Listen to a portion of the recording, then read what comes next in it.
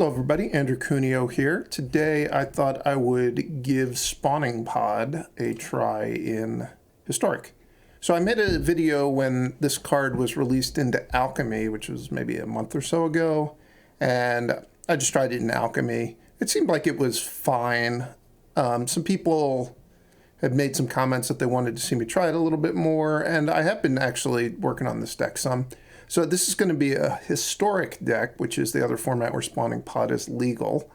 And Spawning Pod's a little bit weird in that, unlike a Birthing Pod deck where you kind of want a bunch of silver bullets, because it seeks a card, you don't get to pick the card.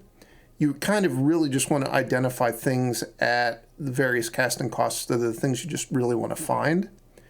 And so I've sort of identified these four cards, which are all standard legal cards, which is a little bit odd, as the four cards I wanted for my main deck. Serra Paragon is particularly good with Pod because you can pod into it and then immediately recast the thing that you podded away, which is pretty nice.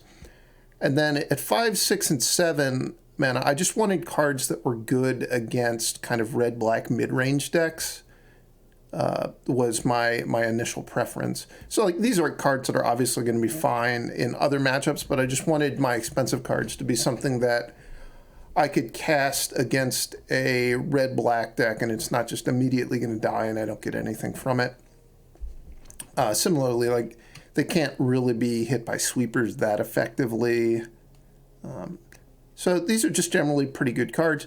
It's a little bit weird that I'm playing so many standard legal cards in Historic, but if you look at the other end of the curve, that's where I've got Llanowar Elves and Elvish Mystic, which are obviously, key cards you get when you go to the larger card pool. Also, Fragment Reality is a really, really good removal spell in a lot of matchups. And I've got kind of a mix of things at 2 mana. So if I'm using Spawning Pod and an Elf, I am going to get, I'm not going to be able to predict what I'm going to get.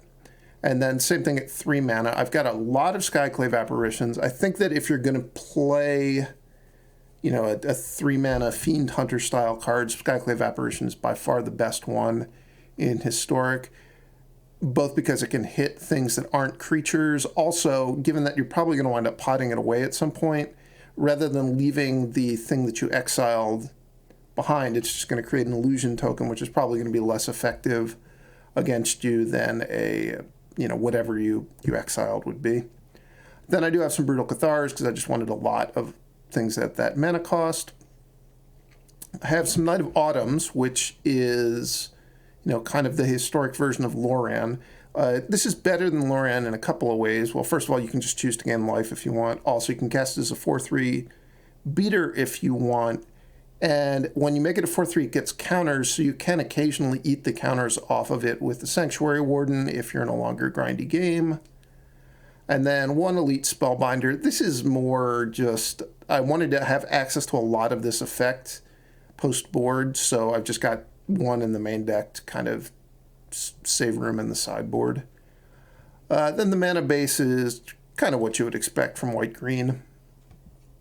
I guess the one card I don't have is Forsaken Crossroads, which you could probably play if you wanted to, but I wanted to play 3 basics and some Lair of the Hydras, so that's what I've got.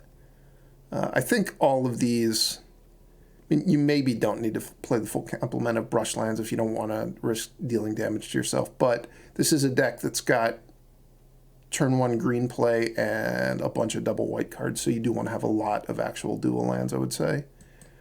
Moving on to the sideboard, and that's where this deck gets a little bit more interesting. So one of the things that I've got is I've got 1 Elesh Norn at 7 mana. My plan being, if I play against someone where this is the 7-drop I want, I'm just going to swap it with Titan of Industry.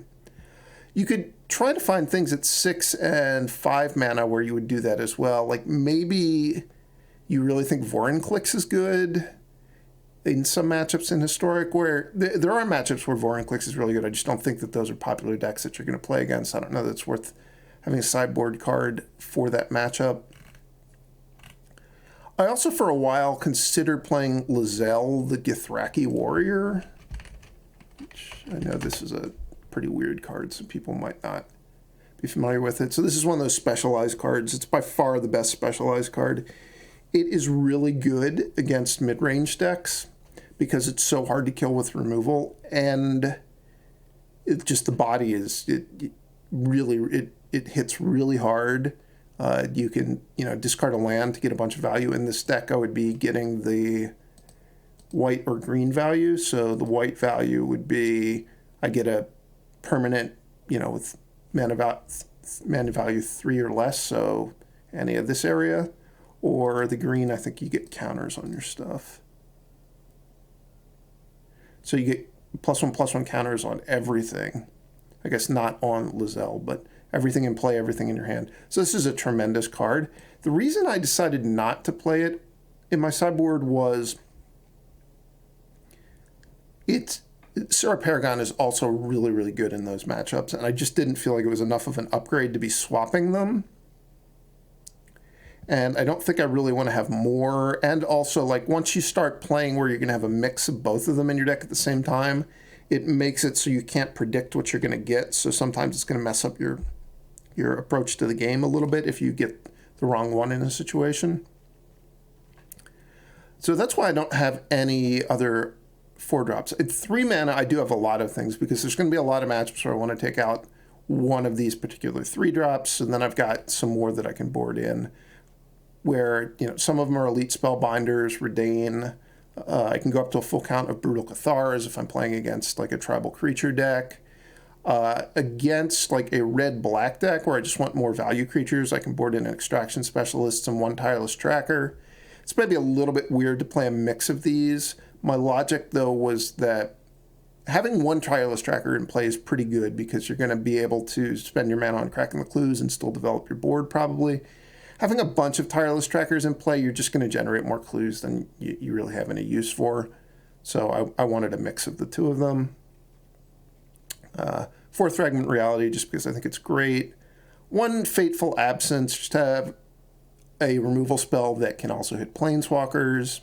If I play against somebody who's playing Teferi, but also, if I'm playing against Greasefang, or just anything where I need instant speed removal that can just hit any creature, that's going to come in there. And then I've got a Knight of Autumn, which is, just to have more things against artifact decks. And a Manglehorn. The idea behind having the 1 Manglehorn is this is obviously only going to be boarded in against people where blowing up their artifacts is really good. And in those matchups, I think forcing all their artifacts to come into play tapped is also a very powerful ability. So that's why I've decided to mix and match there.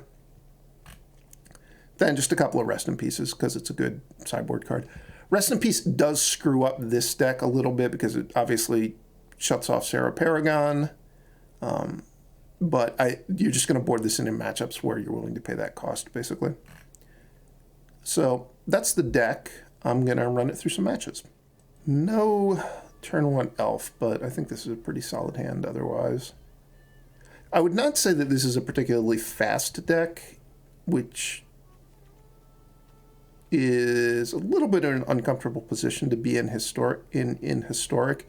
But I think the reality is that the red-black and like the Jund decks are so good in historic that you can afford to be a deck that's a little bit more set up for grindy matchups, because I think that the Jund decks are going to kind of prey upon a lot of the decks that are just trying to kill you really quickly because they're so good at disrupting them with like, Thoughtseize into Jarsoul, Thoughtseize you again. And my opponent is really concerned about whether or not to mulligan here.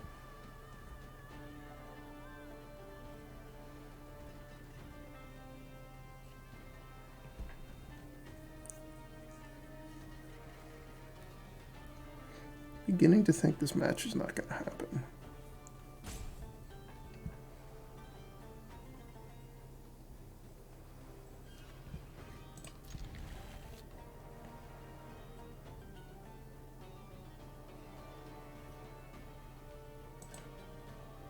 Fairly common complaint on social media that the timers that you're allowed at this point in the game are just way too long, and that's something I would certainly agree with.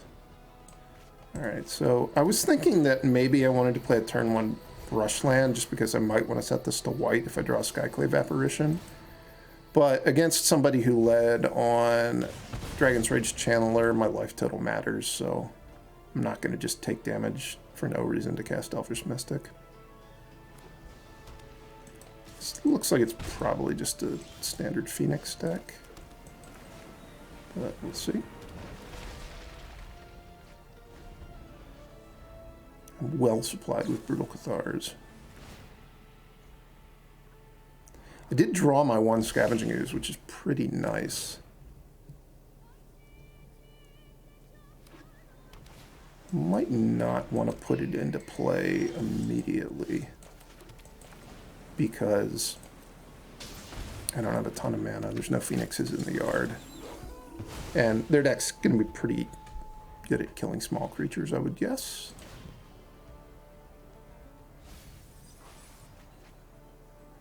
Hopefully they don't have a double Phoenix. Get them back turn. No, no Phoenixes. Well, no Phoenixes yet.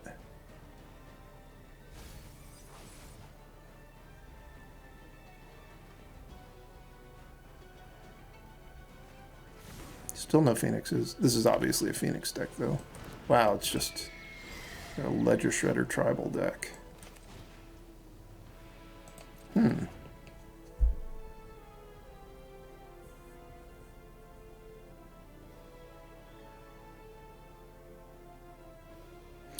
Is there a way that...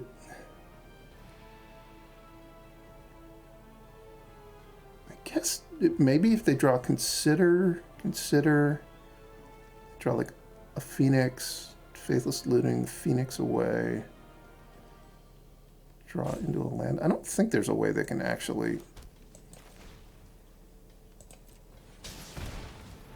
get enough spells to Faithless Looting Phoenixes into their yard and be able to cast them. Maybe I'm wrong.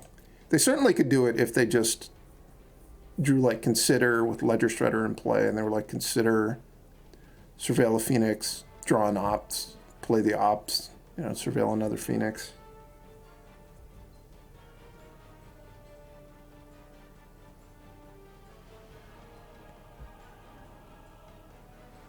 My opponent just had kind of a bad draw.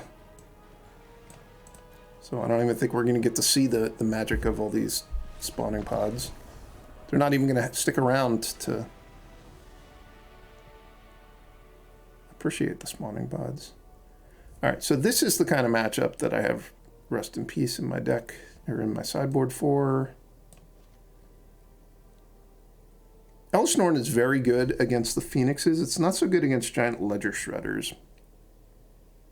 I think Titan of Industry is probably the better card to have in my deck. They're both very strong if they get into play. I think Titan of Industry might be a little bit better. Obviously, Knight of Autumn doesn't do anything.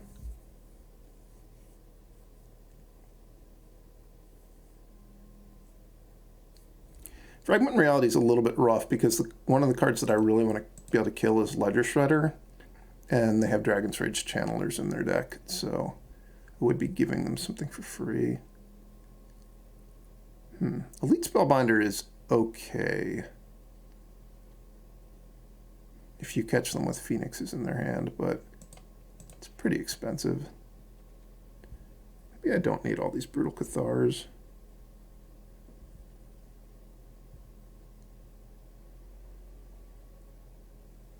I don't know. I like the Brutal Cathar, just to be able to get Ledger Shredder out of play, even if it's only for a couple of turns. Shrinks it back down to not being that scary. I think I'm going to try this. This is the right Llanowar Elves to play. Sometimes people play Llanowar Elves against me, and they play like different art or different printings. You want to play the M19 ones. No card style. There is a correct choice, and it's this one.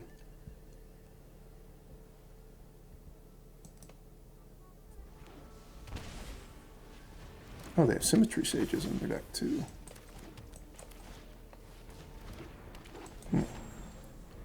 Maybe I was supposed to take a damage to get that into play, so I could Skyclave Apparition it. No, I'm glad that I didn't do it at this point.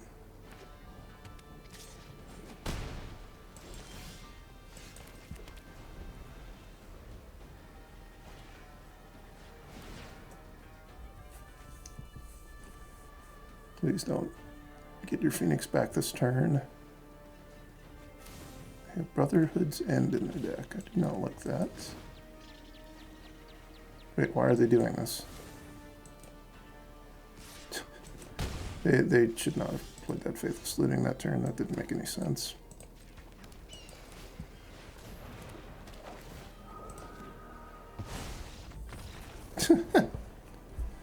Okay. Last match I never needed to cast the Spawning Pod. Now this match I haven't drawn one. So far we really haven't gotten to see what this deck is made of.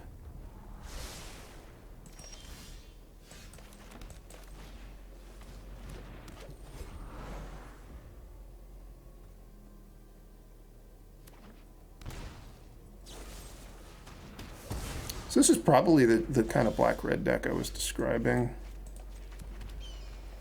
Just going to get Thalia in play. Keeps people off of Fable the Mirror Breaker for the turn. Fable of the Mirror Breaker, is that the name of it?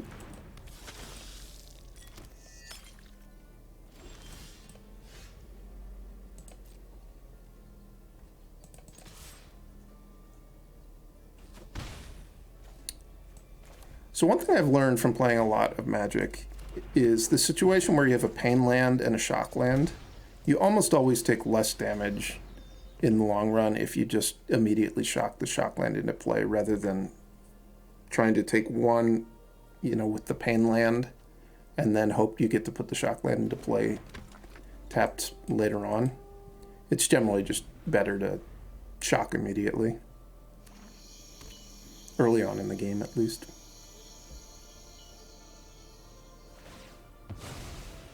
Goodbye, Thalia. Should I save Thalia?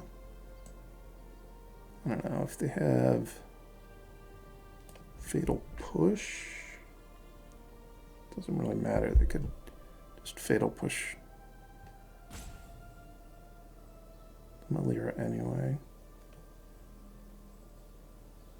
I think I'm going to let the Thalia go just because they already have 4 lands in play.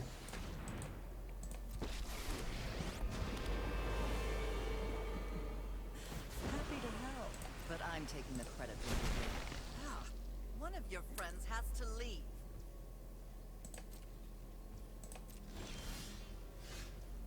Okay, that's a pretty good draw. It's the card I want to play this turn, though.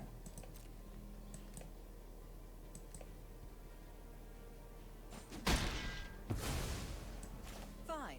I know when I'm not wanted. I think instead I'm just going to play the Scavenging Ooze. Most of the things I would hit on 3 mana are not particularly great hits. And they are a red-black deck, so they could have Kolaghan's Command in their deck. It'd be pretty sad if I, like, spawning potted into the Brutal Cathar and they just untapped and killed the Brutal Cathar and the spawning pod.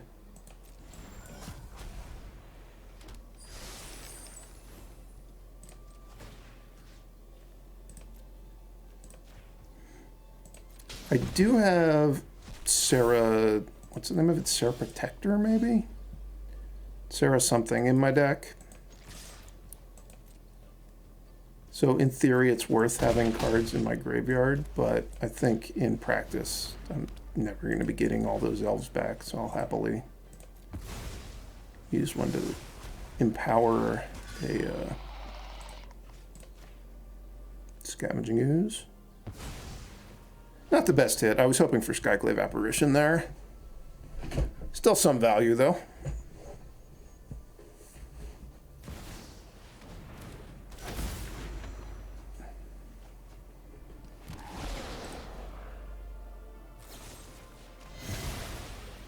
Sure.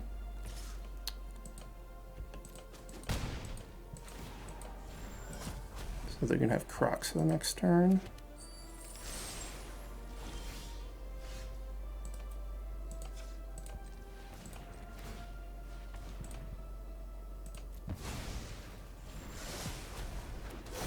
Serra Paragon is the name of the card.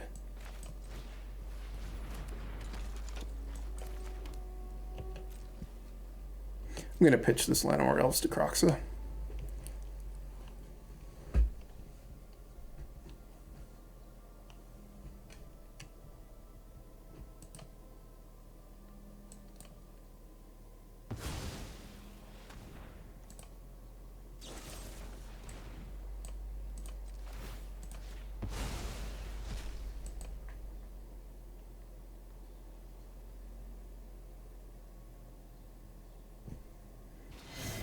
Please work. I think I'm in really good shape as long as I get to untap with the Serra Paragon.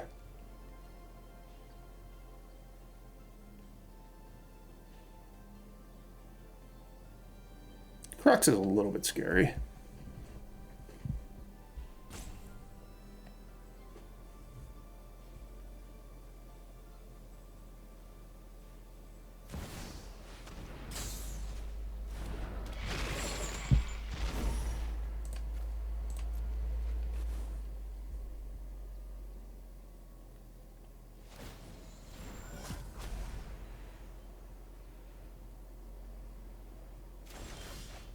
Ooh, that was a good draw. It's a really good draw. Bye. Hello?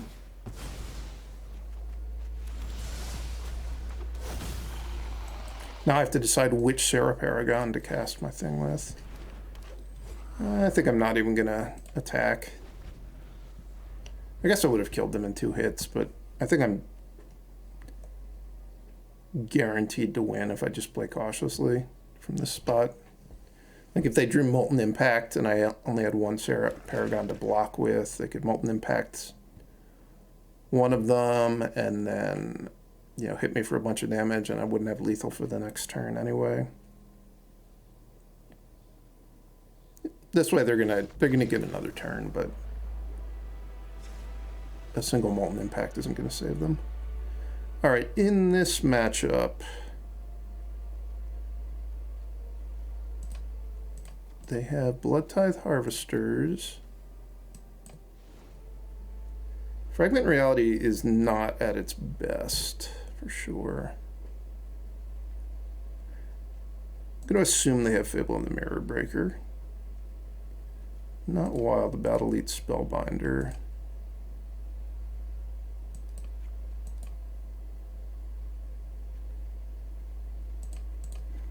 I'm going to board in my Extraction Specialists, my Tireless Tracker, and I think I'm going to have 1 more Brutal Cathar, primarily to deal with the Goblin token off of Fable of the Mirror Breaker.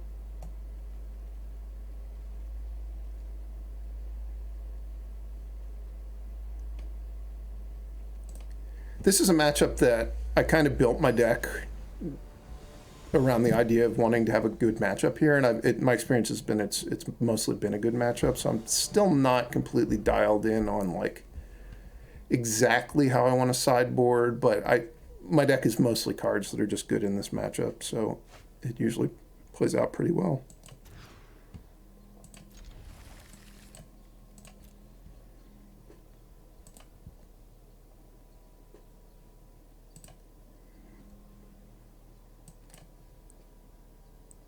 This is a painful set of lands I've drawn.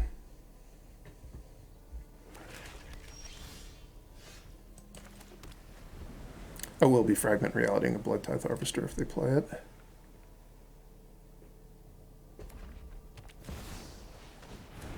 Fragment Reality Kroxa. No, I don't think so. I'll probably just be eating Kroxa with Scavenging Ooze on turn 3 would be my guess.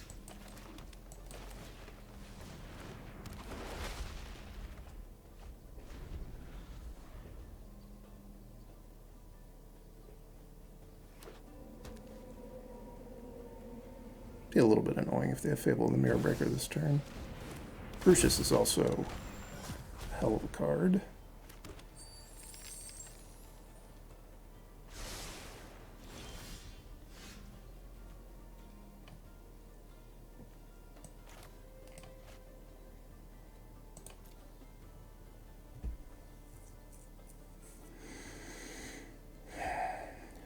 don't know that I want to Fragment Reality the Crucius. At least right this, not right this second.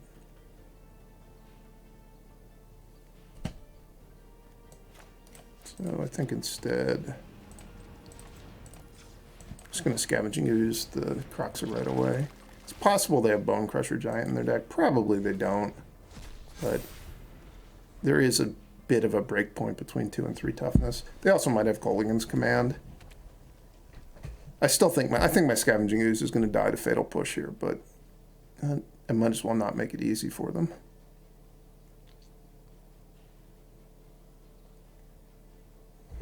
Some of these red-black decks have Invoke Despair. I'm going to guess this one does not, given that it's got 2 basic mountains in it.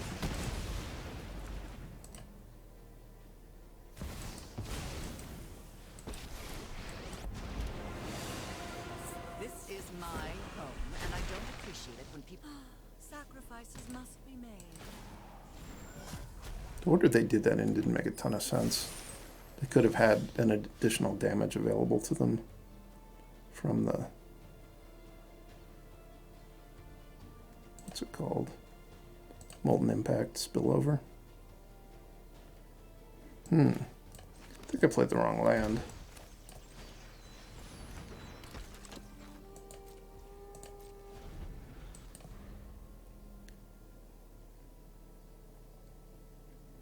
If I played the Temple Garden the turn before, I would have been able to play the Lair of the Hydra this turn. And still be able to play Fragment Reality and Melira. This was an example of Fragment Reality not being insane. I mean, it wasn't bad.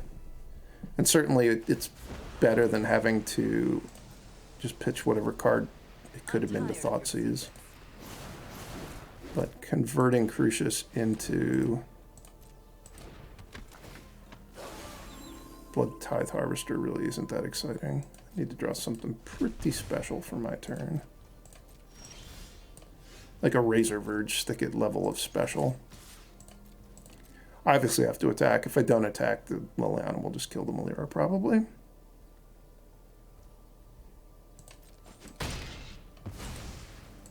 Fine. I'll take my zombie. Also, I don't even have a spell, so it's not like I could hang back and try to block the Graveyard Glutton.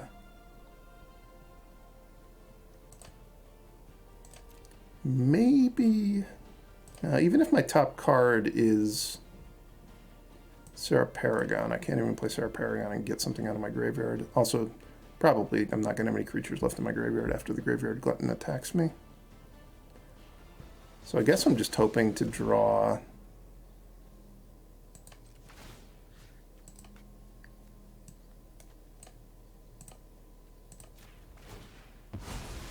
Just doing this so it'll be exiled so they can't eat it with Graveyard Glutton.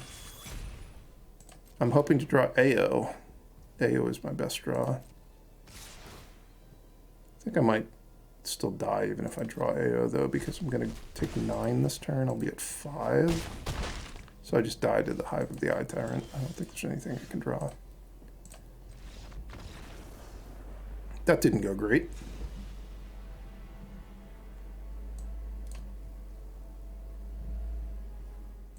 Yeah.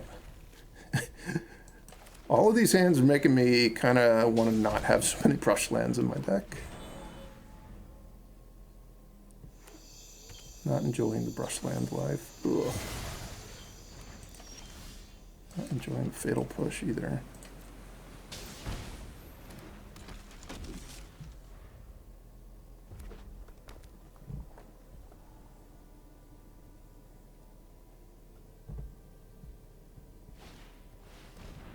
Okay. My hand's about as redundant as a hand could be. They'll probably take Tireless Tracker.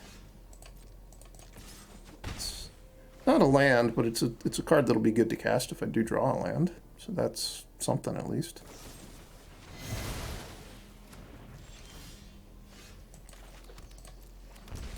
Yeah, they missed a land drop now. Do I want the Thalia? I think I do, actually.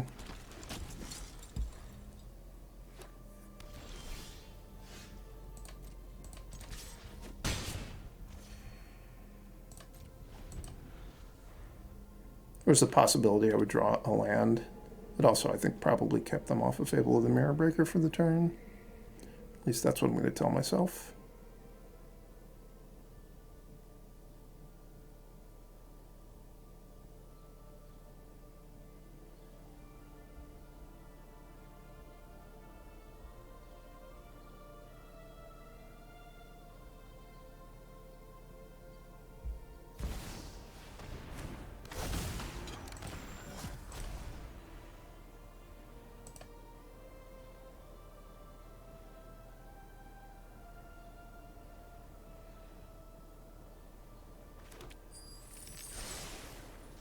Fry down. All right, so I'm going to attack. I think they're probably not going to block. I was proven wrong.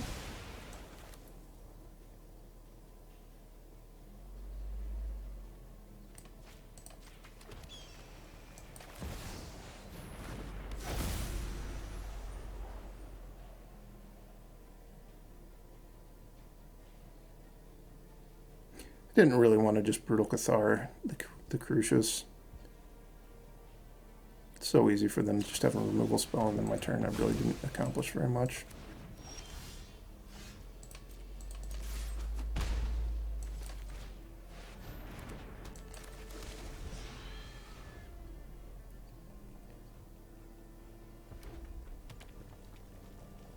This Thalia making Spawning Pod more expensive is why I don't have more Thalias. This is a pretty annoying One of your friends has to leave. thing to have happen.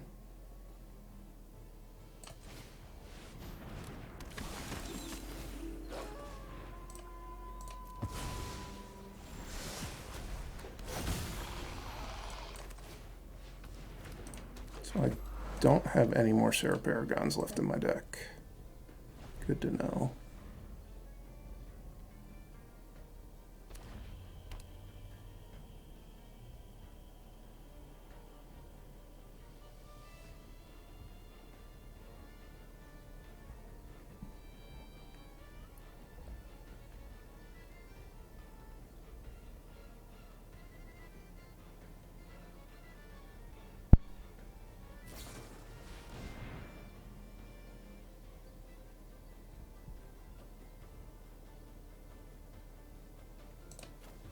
Surprised that they didn't destroy the spawning pod with their Culligan's command. If they had gone kill your pod, make you discard, I guess their thought process was that I'm just going to play the pod with the Paragon, which is true. We all have things we'd rather forget.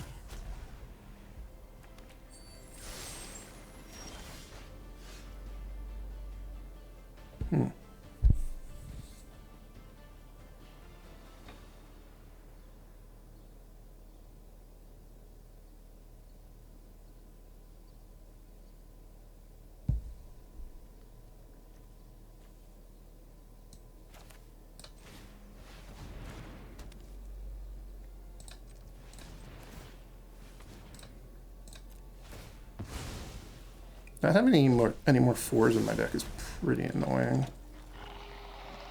Although that makes things a lot easier.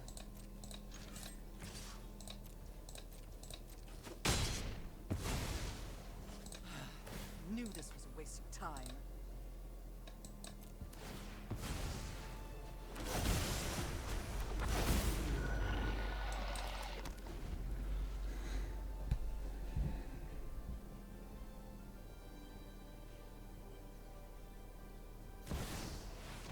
Yeah, Shielded's not going to cut it. It's not even going to come close to cutting it.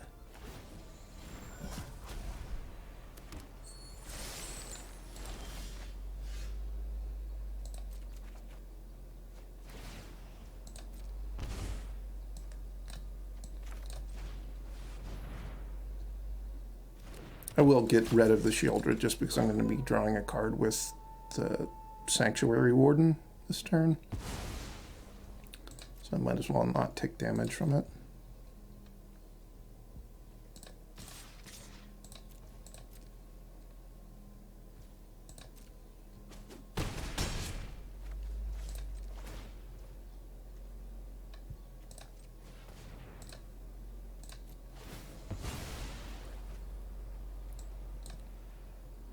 Come on, give me something good.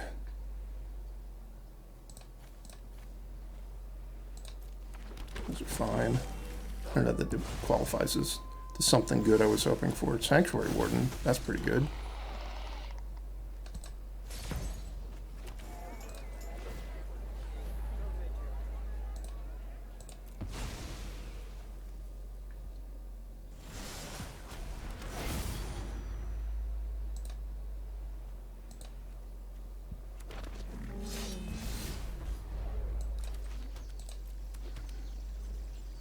Good luck to you, opponent.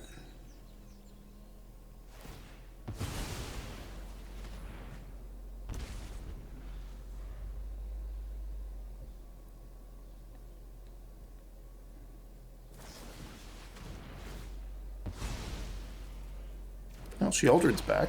That's something.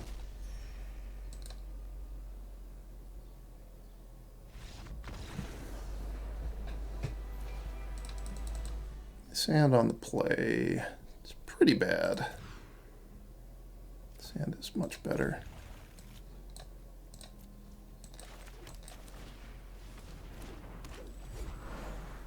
I don't know if Wall of Blossoms really belongs in my deck, but I like this card a lot, so it's in my deck.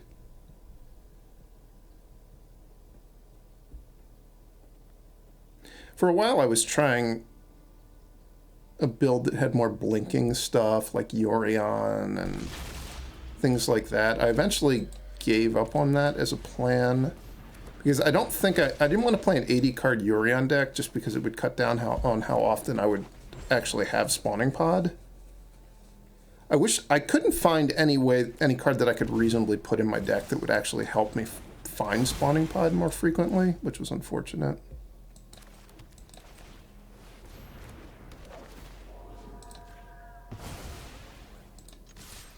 I don't really know what... I guess my opponent's just an Abzan deck. Maybe they're like a Lingering Souls kind of deck.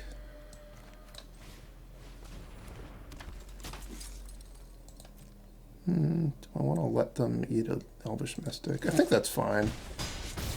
If they had a way to kill the Skyclave Apparition and to get it to eat an Elvish Mystic, I would have just next turn played Serra Paragon and replayed it. So it would have worked out. Sort of mid-range deck, it appears. Signs are pointing to they're a mid-range deck.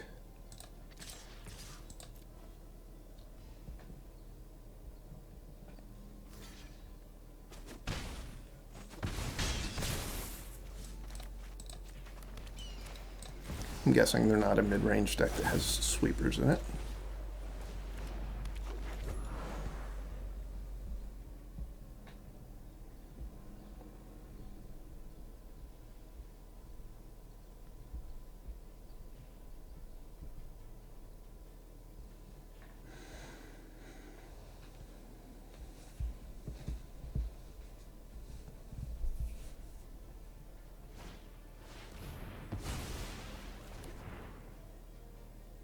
All right.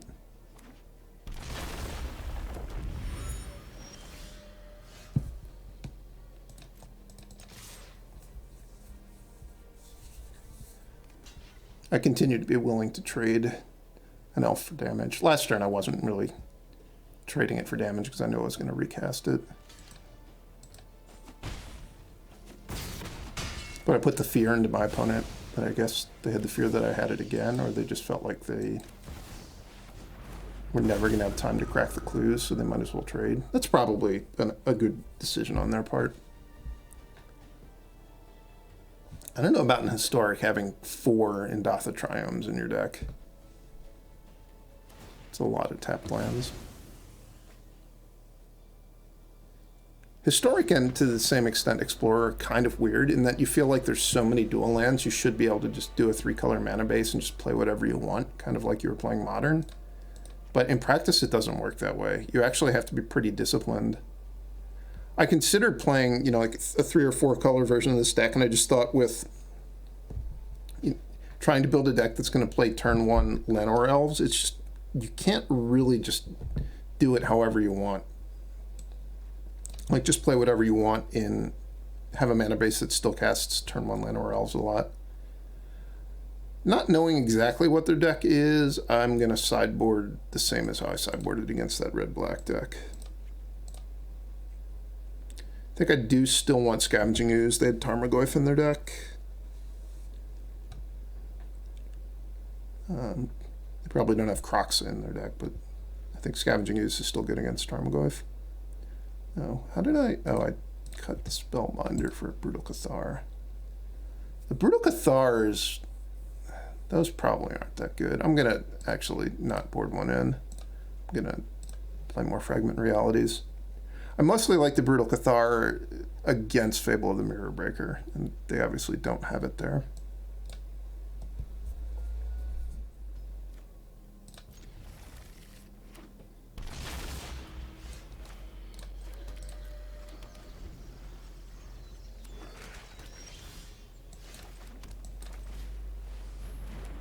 Thalia is obviously a little bit awkward for me because of Spawning Pod. I'm hoping it's going to be more awkward for my opponent. Remains to be determined, though. Why haven't they... I don't understand what kind of... What is their hand? Okay. It's a removal spell. Fair enough. I guess they just didn't... They didn't want me to just replay a new Thalia. That makes some amount of sense. Or they didn't want me to play something else good. This is kind of cool. So this person's trying out Lingering Souls. There was a time when Lingering Souls was very good in Modern. Time's kind of passed, but...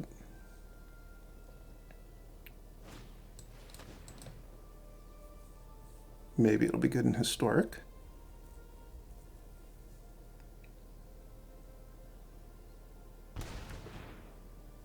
I would think if you wanted to do this, you would do it as a Mardu deck, though. Just have Fable of the Mirror Breaker and pitch your Lingering Souls for value, stuff like that.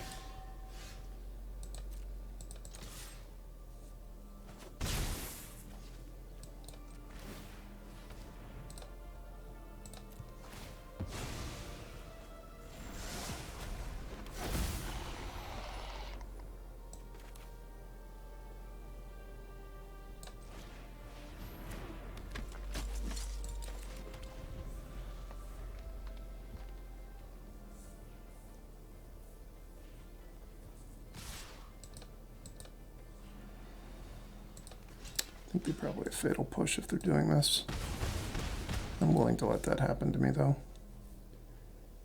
Because if they fatal push my Paragon, it's probably going to take all their mana for the turn, and then I'm just going to play a Skyclave Apparition, convert it into another Paragon, and replay Wall of Blossoms.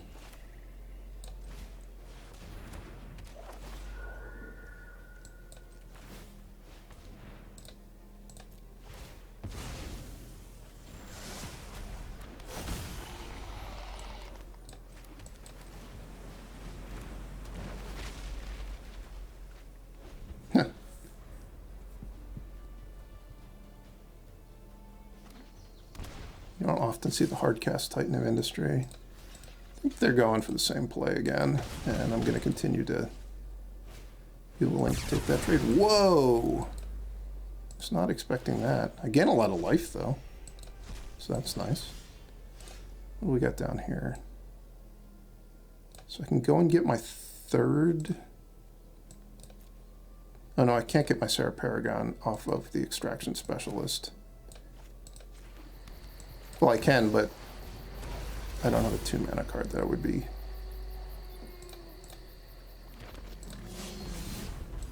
getting to get out of the yard, so it's probably not worth doing this turn.